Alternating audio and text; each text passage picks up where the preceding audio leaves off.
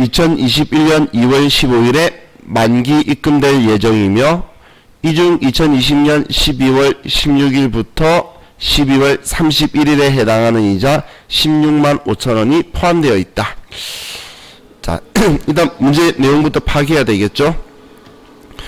우리가 1억 원에 대해서 정기예금 우리가 돈을 넣어둔 거예요. 이자 받으려고.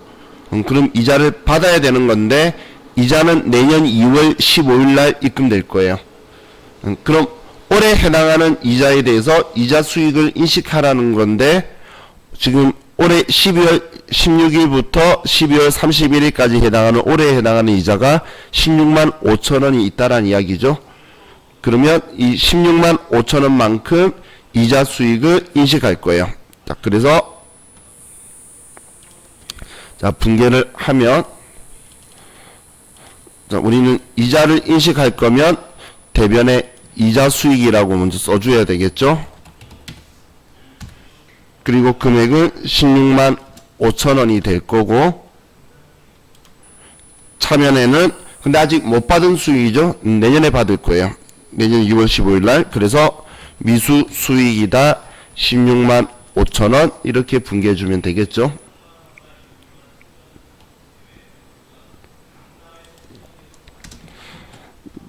자, 다음 두 번째 문제 볼게요.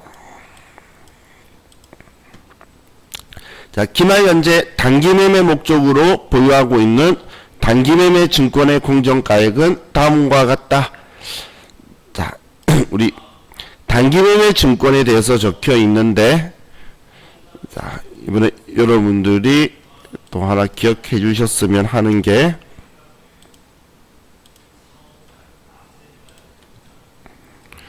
단기매매 증권은 우리 관습적으로 이동평균법을 써요. 이동평균법을 쓴다는 건 사올 때마다 우리가 단기매매 증권이라는 계정 과목을 쓰면서 평균치를 낸다는 이야기예요. 평균치를. 그렇기 때문에 우리 지금 문제처럼 아무 말 없이 언급이 없으면 그냥 평균을 내면 돼요. 오른 거 내린 거 같이 순액으로 만들면 되는데 우리 단기매매 증권, 유가증권별로 각각 하라고 말할 때만 한 개씩 따로따로 하면 되는 거예요. 근데 지금 우리 책 답안지에는 따로따로 되어 있는데 시험에서 이렇게 나왔을 때는 따로따로 하라는 말이 있을 때 제외하고는 평균 내어서 하나의 분계로 그냥 되어 있을 거예요. 그렇기 때문에 근데 뭐 그렇게 어려운 건 아니죠. 오르고 내린 거 보고 나서 우리가 쓰기만 하면 되니까. 그럼 지금 첫 번째 쌍용자동차 보통주는 평가하기 전 장부가액이 260만원인데 기말공정가액이 290만원이니까 그럼 30만원이 올랐죠. 그럼 30만원 올랐다라고 쓰면 되고 아래 유성양의 보통주는 340만원이 장부가격인데 기말공정가액이 300만원이면 40만원 내렸죠. 그죠? 그럼 만약에 각각 하라고 되어 있다면 이렇게 쓸 거예요. 첫 번째 거는 올랐으니까 단기 매매 증권을 30만원 높여주고 대변에 단기 매매 증권 평가이익 30만원이다 이렇게 써줄 거고 또 분계 하나 더 단기 매매 증권 두 번째 거는 40만원 내렸으니까 40만원이다. 그리고 단기 매매 증권 평가 손실 40만원이다. 이렇게 답은 나와 있을 건데 근데 이동평균법으로 아무 말 없으면 그냥 이거 순액으로 하면 결론적으로 10만원 내린 거죠. 그래서 그냥 단기 매매 증권이다 10만원 차변에 단기 매매 증권 평가 손실 10만원이다. 이렇게 써도 정답일 거라는 거예요. 이렇게 써도 될 거고 근데 각각 하라 그러면 뭐 무조건 위에처럼 해야 될 거고 그리고 가끔씩 거래처 쓰라는 이야기가 나올 때가 있어요. 그럼 거래처 쓰라고 하면 자 원칙적으로 수익 비용에는 원래 거래처를 쓰는 게 아니에요. 수익 비용 계정 과목에는. 그럼 지금 단기 매매 증권 평가의 평가 손실은 영업의 수익 비용 계정 과목이죠. 그래서 전에 기출 문제에서 거래처를 써서 각각 하라고 말한 적이 있는 회차가 있었어요. 그러면 여기 단기 매매 증권 여기에 뭐 쌍용 거래처 써라면 쌍용 자동차라고 만약에 써주고, 그리고 얘도 거래처를 유성 양행이라고 자산 쪽에다 써주는 거예요. 우리 거래처를 수입 비용 쪽에 쓰는 게 아니고 자산 쪽에다가 거래처를 써주는 거예요. 자산 부채 있는 쪽에다가. 만약 거래처 써라면 이렇게 쓰자는 이야기예요. 우리 시험에서 시키면 시킨 대로 해야 되죠. 그렇기 때문에. 자, 그럼 이 문제는 뭐 이 두 개 중 아무거나 하더라도 결론은 똑같을 거예요. 자, 다음 3번 문제를 볼게요. 회사는 우성은행과 당좌 거래를 하고 있는데 결산을 함에 있어서 은행의 증명서상 잔액과 회사의 당좌예금 계정 잔액의 차이를 확인하고 이를 조정하려고 한다. 결산일을 기준으로 은행 측 잔액을 조회한 결과 다음의 내용을 확인하였다. 회사의 입장에서 처리해야 할 순형 분계를 하시오. 자, 지금 이야기하고 있는 것 은행 계정 조정표라는 걸 이야기하고 있어요. 지금 이야기하는 게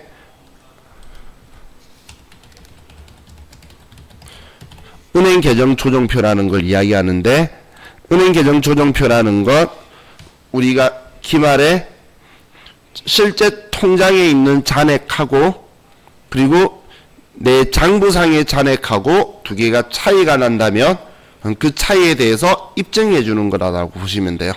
두 개가 차이가 날 때.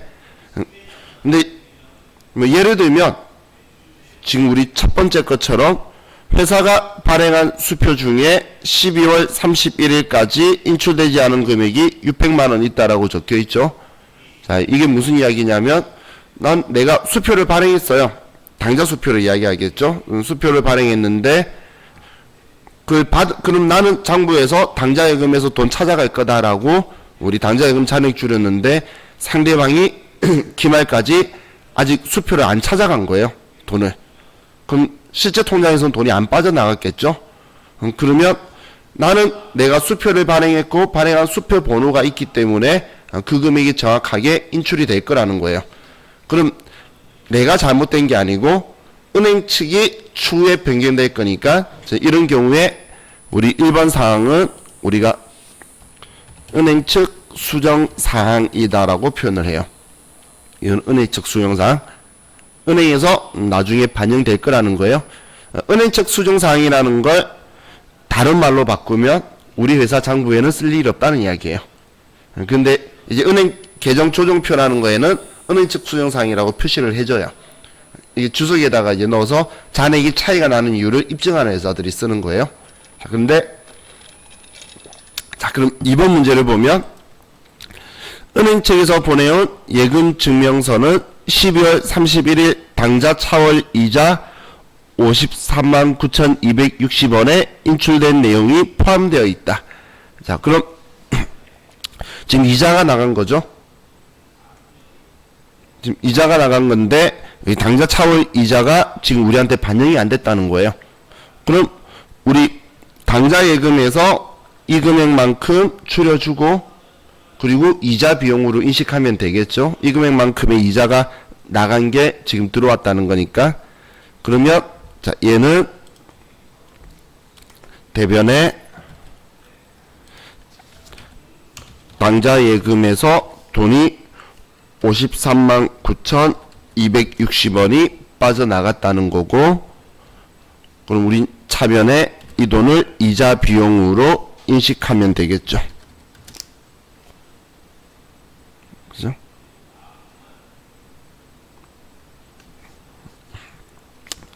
이번에 이렇게만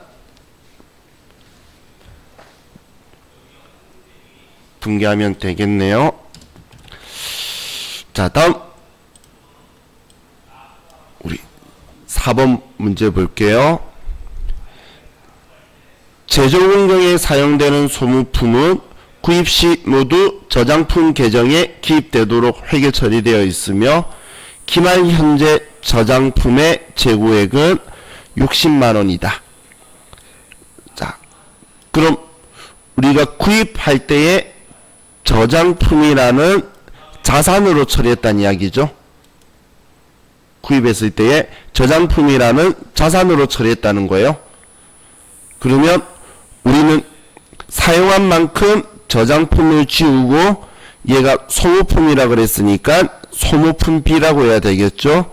제조공정에서 사용된 거예요. 그러면 자, 우리는 이연에서는 무조건 얘를 구입할 때에 어떻게 회계 처리했는지 저장품 처리했죠. 그러면 우리 계산에서는 저장품을 지워줄 거고 얘가 소모품비다라고 500건대로 처리가 될 거예요. 자, 위치는 이해가시나요? 사올 때 소모품이라 그랬으면 소모품 지워주고 소모품비라고 할 거고, 얘는 사올 때 저장품이라고 했으니까 저장품 지워주고 쓴 만큼 소모품비라고 할 거라는 거예요. 자, 그럼 그다음 생각해야 될 게 여기에 어떤 금액을 쓸 거냐라는 건데, 우리가 사왔을 때에 자산으로 처리했죠. 사왔을 때. 그러면 우린 기말에는 쓴 만큼을 지워야 될 거잖아. 지금 사왔을 때 전액이 다 자산으로 가지고 있다라고 했었는데 우리는 쓴 만큼을 지워야 되는데, 지금 알려주는 금액은 기말 현재 저장품 재고액이 60만원이다라는 건 남아있는 게 60만원이다라는 거죠. 그러면 우린 사용액을 확인해 봐야 될 거잖아요.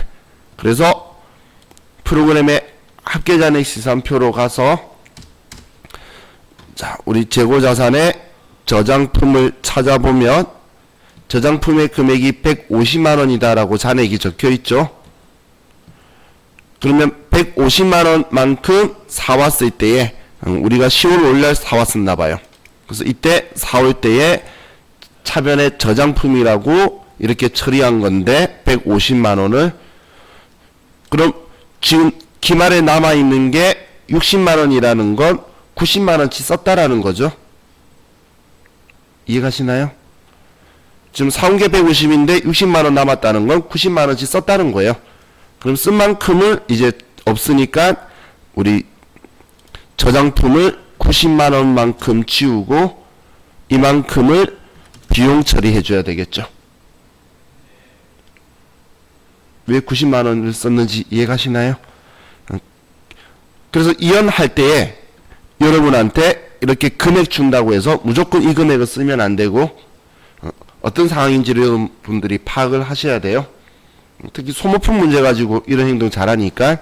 그럼 여러분들이 사올 때 얼마였고, 그리고 우리 기말에 지금 남아있는 걸 해야 될 건지, 만약에 사올 때 소모품 B라고 처리했었으면 60만원을 썼을 거예요.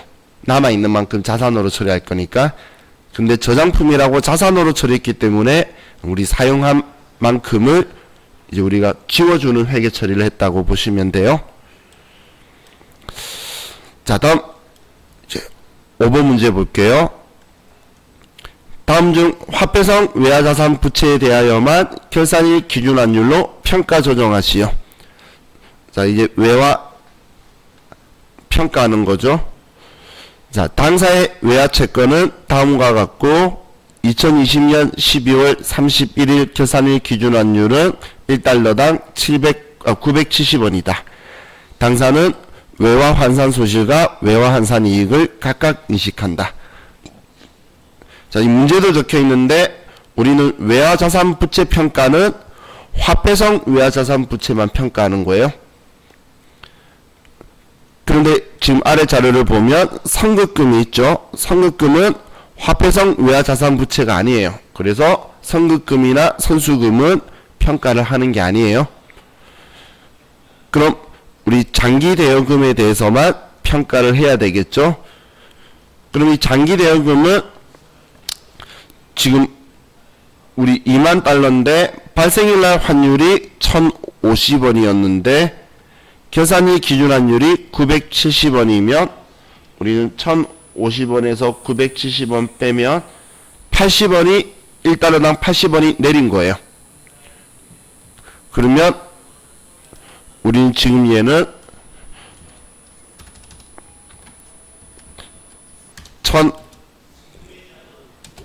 1050원에 970원을 빼면 80원이 내렸는데 여기에 2만 달러다라고 쓰면 160만 원이 내렸다는 걸 알겠죠? 160만 원이. 그럼 장기 대여금이 160만 원 내렸으니까 우린 장기 대여금은 얘는 지금 자산이죠? 자산이니까 얘를 줄이려면 대변에. 그래서 첫 번째 거 분계는 대변에 장기 대여금이라고 써서 얘를 160만 원을 지워줄 거예요. 그럼 이 장기 대여금에는 무조건 거래처를 써야 돼요. 근데 우리 문제에서는 지금 거래처 안 써줬죠? 근데 나중에 답안지 보면 이렇게 적어놨을 거예요. 보스사라고. 문제에서 빼먹었나 봐요. 그래서 당연히 뭐 계산이든 뭐든 거래처는 당연히 써줘야 되겠죠. 그리고 차변에 외화 환산 손실이다 160만원 이렇게 써줘야겠네요. 내 자산이 줄었으니까.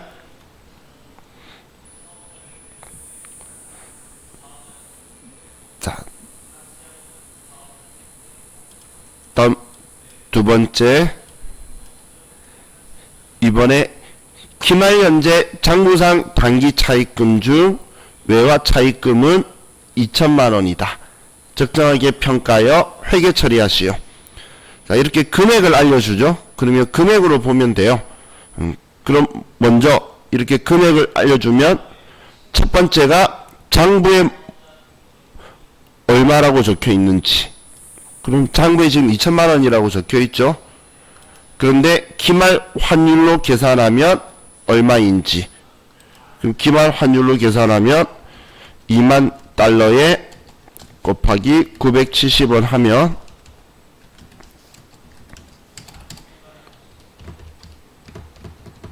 그럼 얘는 1940만 원이다. 그럼 60만 원 내렸다는 거 알겠죠? 그 다음 파악하는 게 뭐냐면 계정 과목이 뭐냐. 단기 차입금이네요. 그럼 부채가 60만 원 내렸다라는 걸 파악할 수가 있겠죠? 장부에는 2천만 원 적혀 있는데 기말은 지금 1940만 원이니까 60만 원 내렸다는 거예요. 그래서 단기 차입금을 60만 원 줄여줄 거예요. 그럼 부채를 줄여줄 거니까 대변에 있던 부채를 차변으로, 차변에 단기 차입금이다. 그리고 얘도 거래처는 꼭 써줘야 되겠죠. 60만원. 자, 이번에는 우리 빚이 줄었으니까 우리한테는 이익이겠네요. 외화 환산 이익이다 60만원 이렇게 써주면 되겠어요.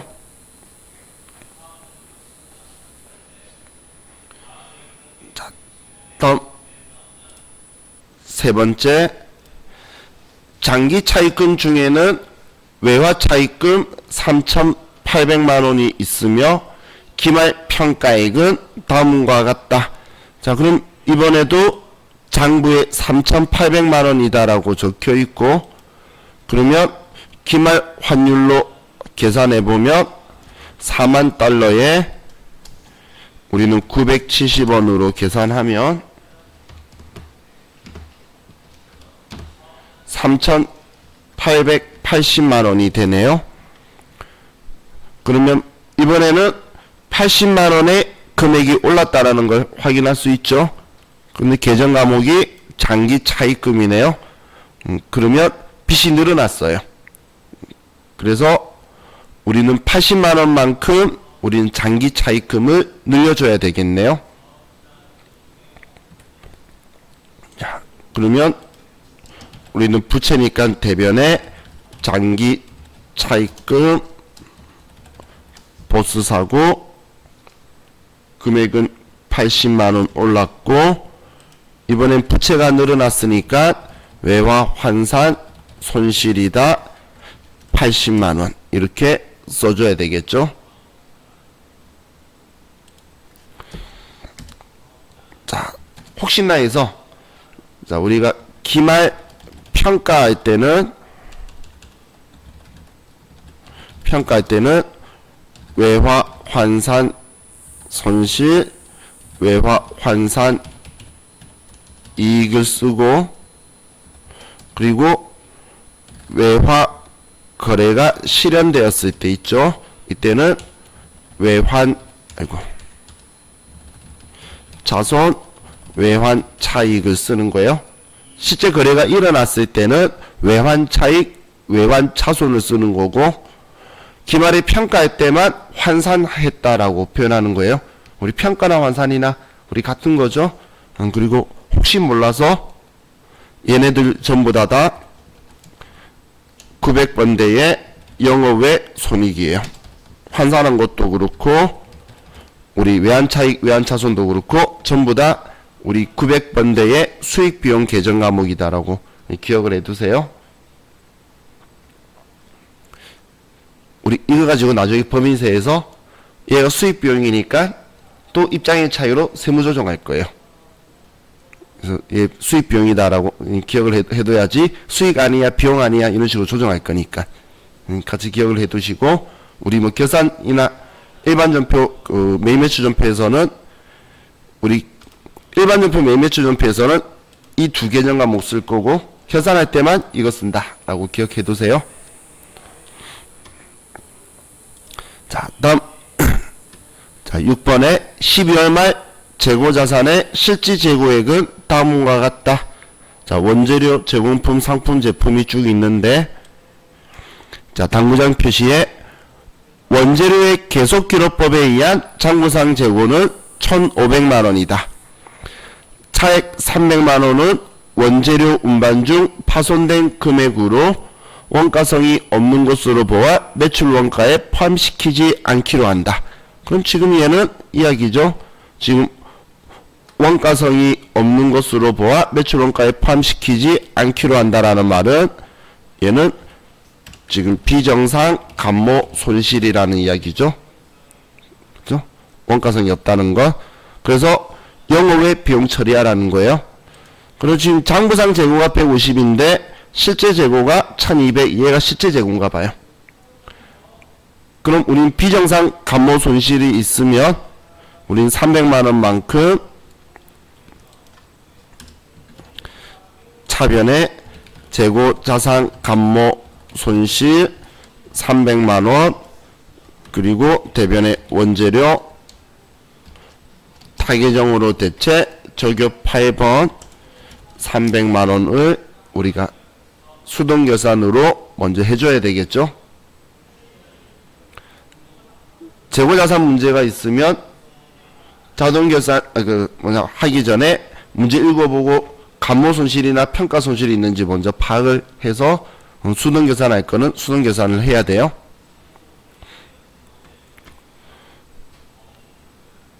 자, 다음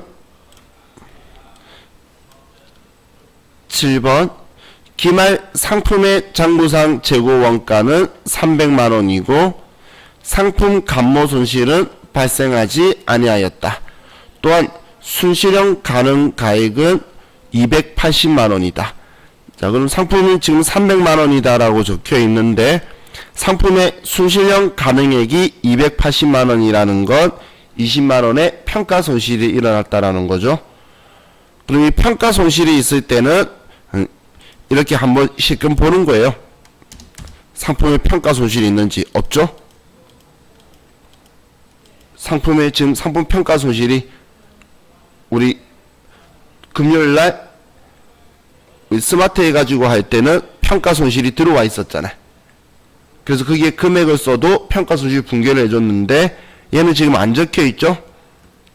우리 시험 때는 적혀 있을 거예요. 근데 얘처럼 이렇게 안 적어 놓으면 수동 계산할 수밖에 없다는 거예요.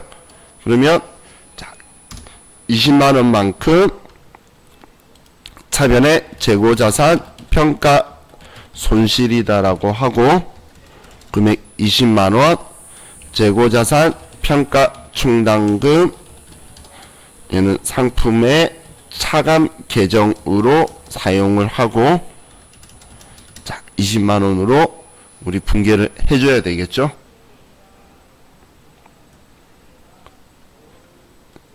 지금 자동계산에 안 적혀 있어서 우리가 직접 이렇게 써줄 수밖에 없이 된 거예요.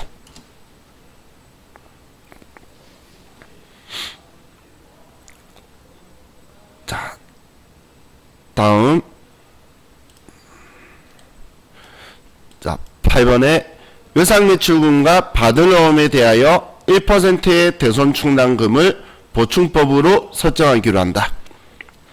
이번엔 대손충당금 설정하는 건데 이거는 이따 자동계산에서 먼저 들어가서 확인해보고 뭐 마이너스 뜨면 수능계산하고 도로 나올 거고 아니 플러스면은 그냥 자동계산에서 끝낼게요.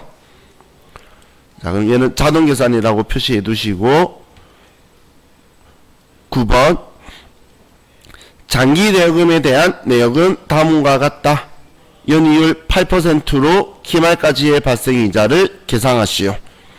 경수산업 주식예산은 3천만원이 있는데 2019년 6월 30일 날 대여했고 2022년 6월 30일 만기 일시상환 조건이고 매년 6월 30일에 1년간 후불이자로 회수 약정하였으며 2020년 6월 30일의 회계 처리는 적절히 이루어졌다.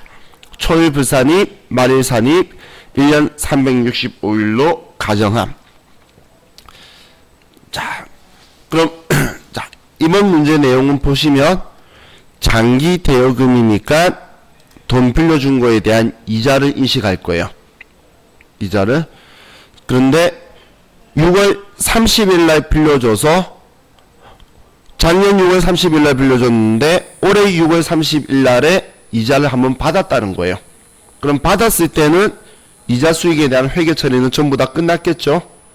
돈 받았으니까 회계 처리했을 거예요. 그러면 또 나머지 이자고는 또 내년에 받겠죠. 그래서 이제 6월 30일 이후에 오랫동안의 그 이자를 아직 회계 처리를 안 했다는 거예요. 그럼 여기에서 초일 불산입이란 표현은 뭐냐면 시작하는 날짜를 6월 30일이라고 알려주죠. 그럼 6월 30일 첫 날짜는 뺀다란 이야기예요. 그럼 7월 1일부터 카운팅을 하라는 이야기고 말일 산입이라는 건 올해 연말까지면 12월 31일은 포함하라는 이야기예요. 그게 초일 불산입, 말일 산입이라는 말의 의미예요. 시작하는 날짜를 만약에 7월 1일이라 적었으면 초일 산입이라고 했을 거예요. 왜냐면 빌려준 날이 6월 30일인데 이날 빼고 이자 계산한다는 거예요. 7월 1일부터. 그게 초일 불산입이라는 말이에요. 자, 그럼 이걸 다른 말로 하면 한편 산입이라고 표현을 해요. 한쪽만. 앞이든 뒤든 한쪽만 넣으면 똑같은 값이죠. 초일 불산입, 말일 산입하든 초일 산입, 말일 불산입하든. 근데 둘 다 산입하는 걸 양편 산입이다라고 표현을 해요. 자, 그럼 자, 이자 계산을 할 건데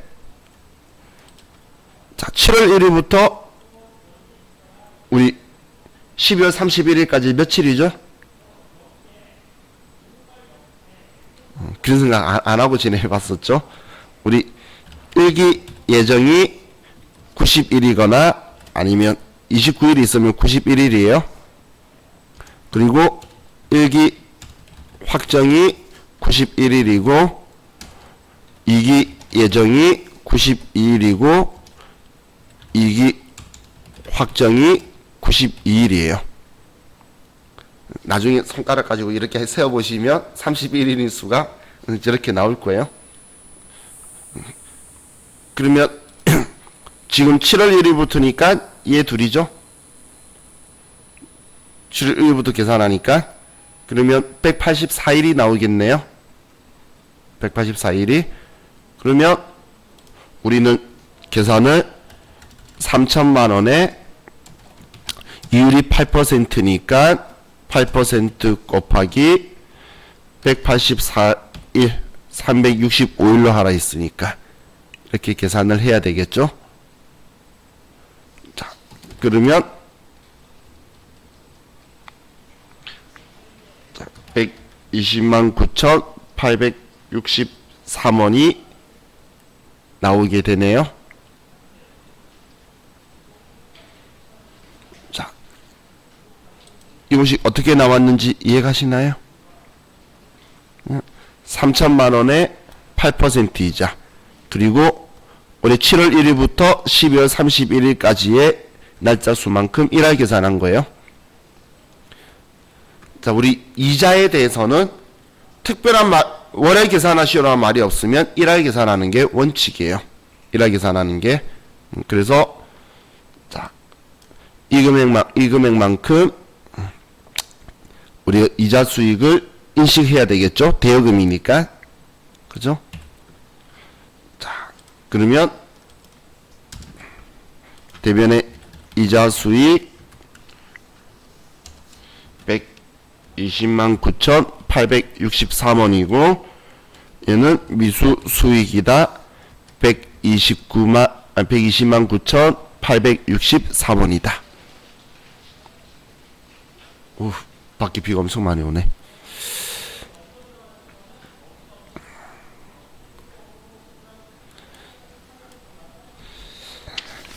자, 이제 다음 페이지로 가서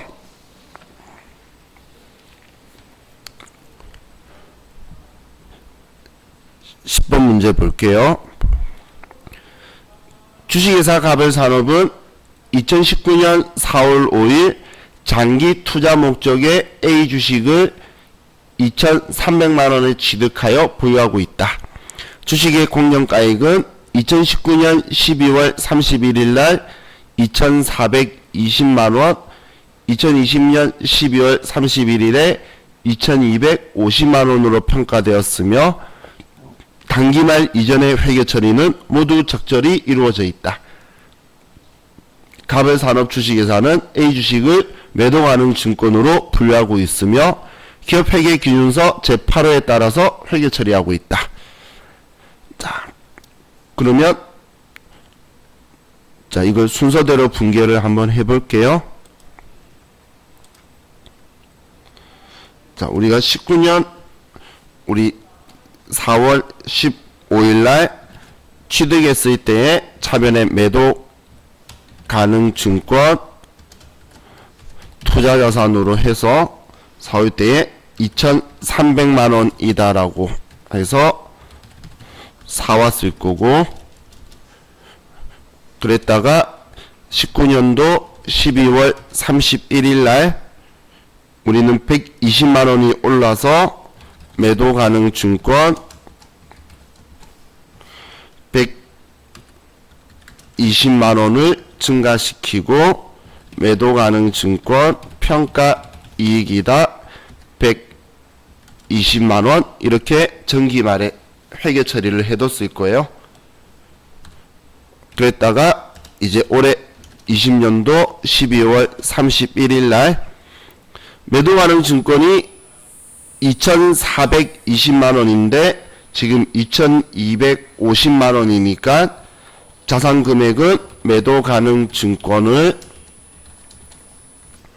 170만 원만큼 줄여줘야 되겠죠. 그죠? 지금 이제 2,250으로 내렸으니까 2,420에서 우리는 2,250으로 만들 거니까 170만 원을 줄여주고, 그리고 차변에 매도 가능 증권 평가 손실이라고 할 건데 지금 매도 가능 증권 평가 이익은 얘는 기타 포괄 손익 누계액으로 자본이죠. 그래서 장부에 있을 거니까 얘 우선 상계해야 되잖아.